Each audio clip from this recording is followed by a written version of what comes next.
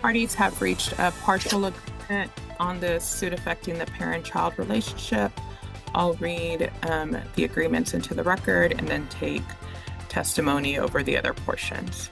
Parties stipulate that there has been no family violence and there's no need for a non-disclosure.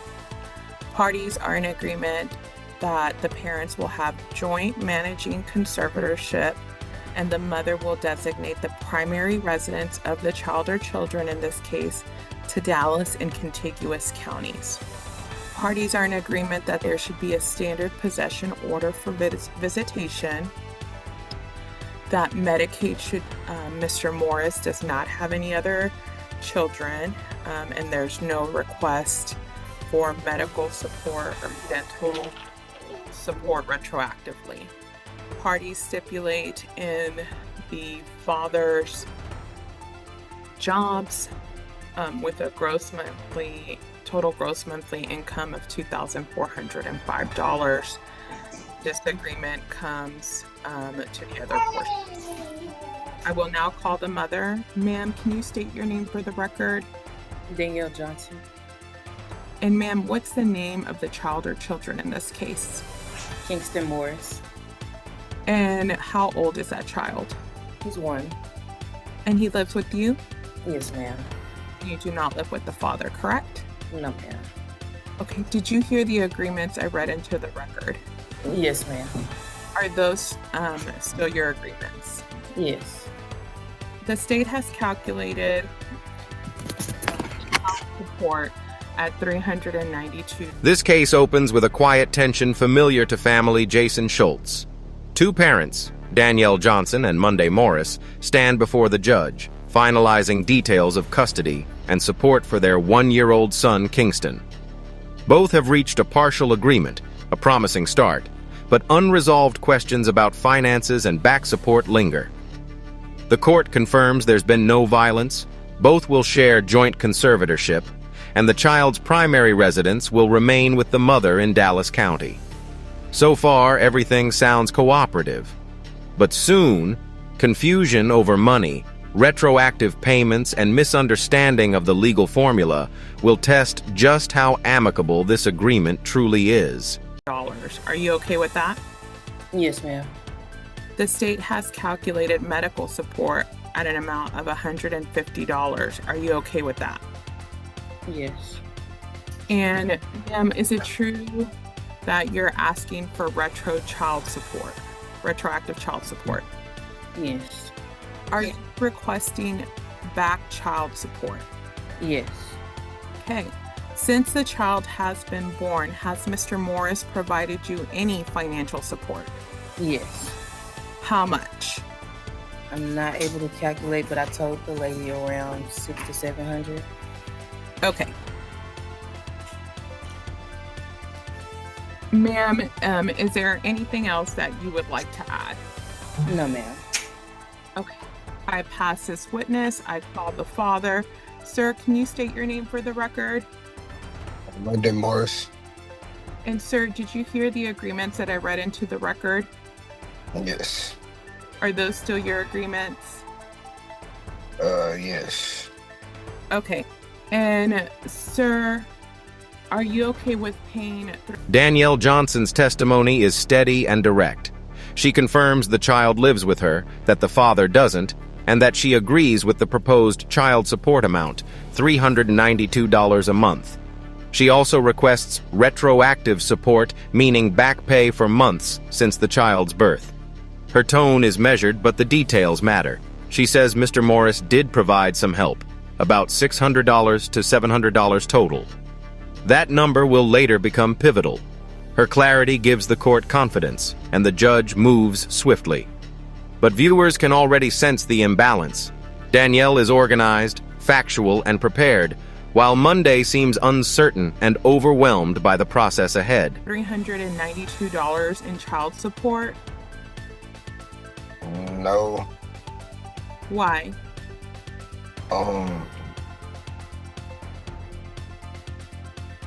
Because I didn't. This is my first time through this process. I don't. What's the? I just Um, I'm asking questions because I really genuinely don't know. So, like, what is the 392 a gauge of? Sir, let me ask you, let me give you some information. Do you understand that child support is ordered monthly to pay an amount every month? Mm-hmm. Is that a yes? Yes. And sir, do you understand that the state calculated guideline support, which means a mathematical formula based on your income? That's how we came up with child support amount. Do you understand that part? Okay. And is it true, sir, that you work detailing cars at $16 an hour, 32 hours a week? When Mr. Morris takes the stand, everything slows. His uncertainty is palpable. He doesn't object to supporting his son, but he doesn't seem to grasp how the figure was reached. What is the 392 a gauge of? He asks. It's a genuine question that many new parents share when first facing child support orders. The judge explains it clearly. 20% of his income, a formula mandated by state law. Still, Monday struggles to process it. His confusion isn't defiance, it's inexperience. He's juggling 2 jobs, both on probationary status, trying to stabilize his finances. In this courtroom moment, the law's precision meets real-world anxiety.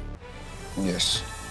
And is it true, sir, that you work security for AT&T Stadium about, not very regularly, but about $256 a month gross? Is that true? That's about right. So it sounds about right. Is it true that if we add those 2 amounts together, that you are about a gross income of $2,405? Does that make sense? That sounds about right.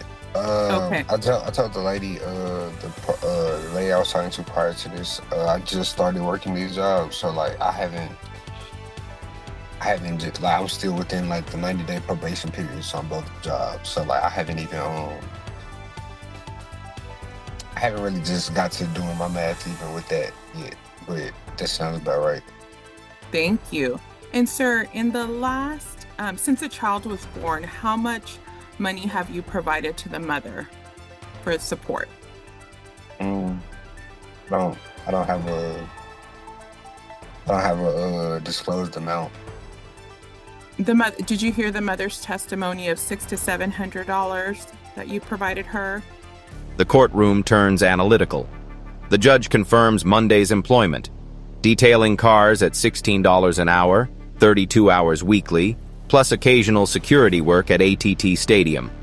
Together, that totals roughly $2,045 monthly income, the baseline for calculating support. It's a fair assessment, but Monday's hesitation shows he's never truly added it up. He admits he's still doing the math. For many first-time parents, this is where reality hits. The numbers become real, and so do the responsibilities. The judge isn't harsh, but she's firm. Family court isn't about punishment, it's about structure. And today, that structure comes with monthly payments and accountability.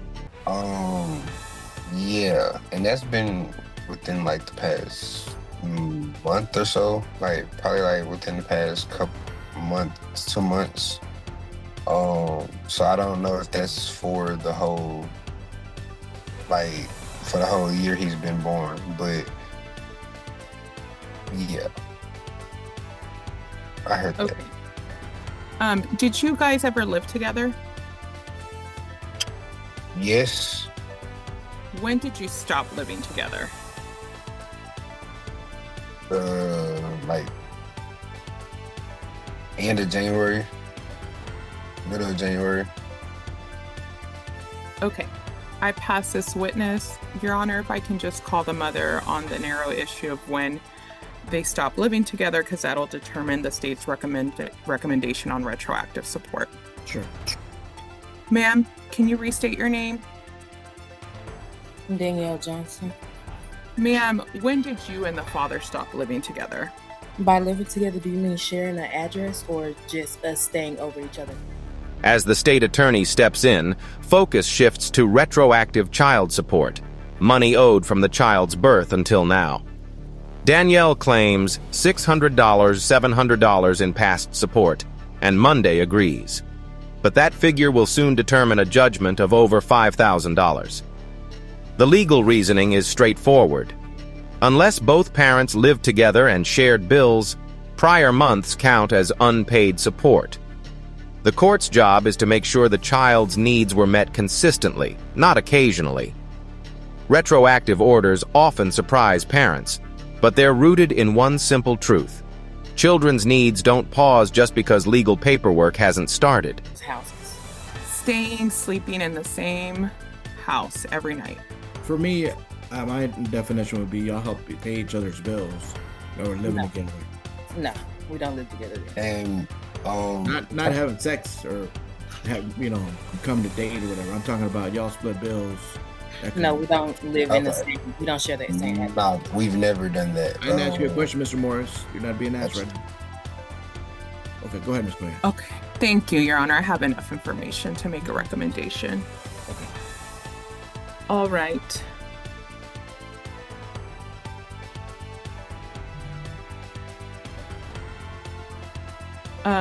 Your Honor, I'd ask that the agreements be accepted. I'd ask that child support and medical support be ordered as calculated. Regarding retroactive support, the state would recommend $5,880, but then after giving the father credit for $650 between the $600 and $700 amount for a judgment to be. Here, the judge provides one of the most important clarifications in family law.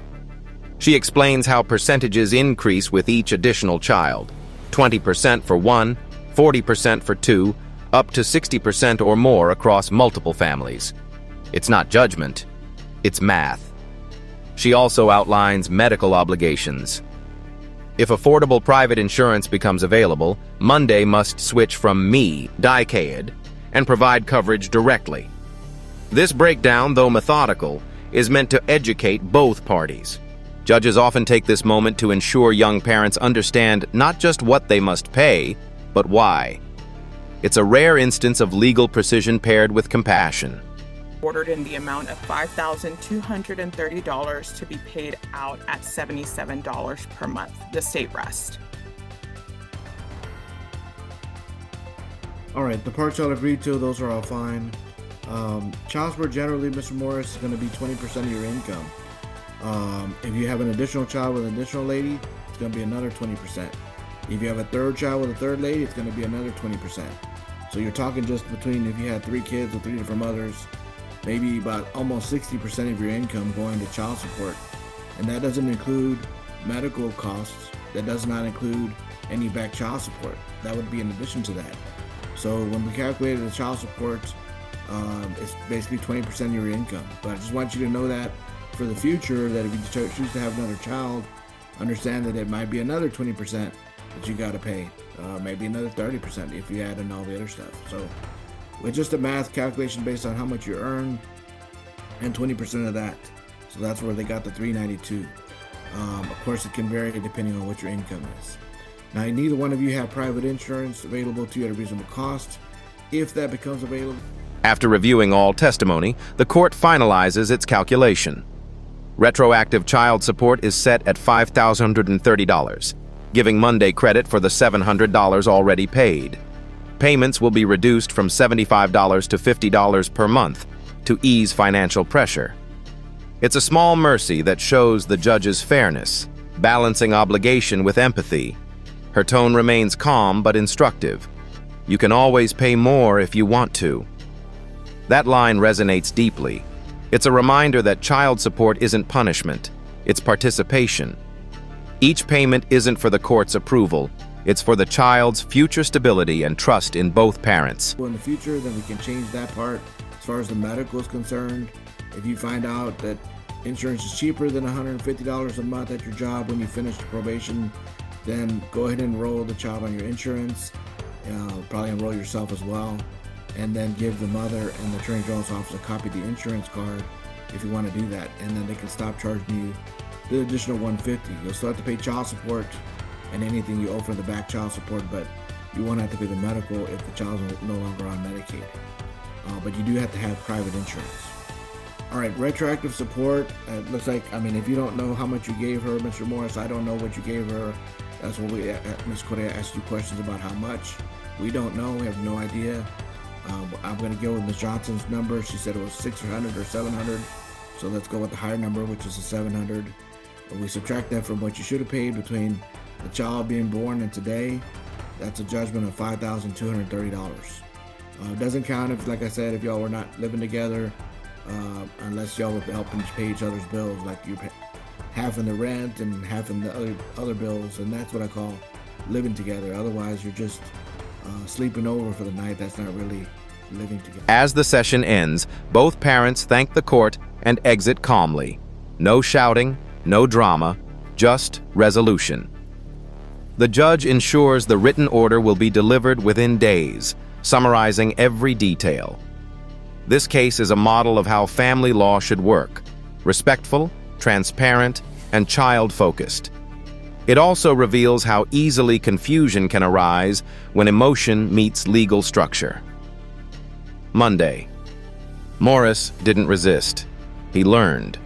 Danielle Johnson remained patient and clear. And the judge? She balanced law with empathy. With that time, and so you owe that money. I'm going to lower the payment though to $50 instead of $75. You can always pay more if you want to pay down that balance, but I know it's going to be a lot all at one time, so I'm going to lower it to 50 instead of 75, and then court calls bill to Mr. Morris. The Attorney General's office will draft an order with all that in there. Please read it. It should answer most of your questions that you might have after court today. You should get that in the next couple of days by email or letter. All right, you're both done with court. You can press leave on the Zoom to exit out. Thank you. Okay, thank you.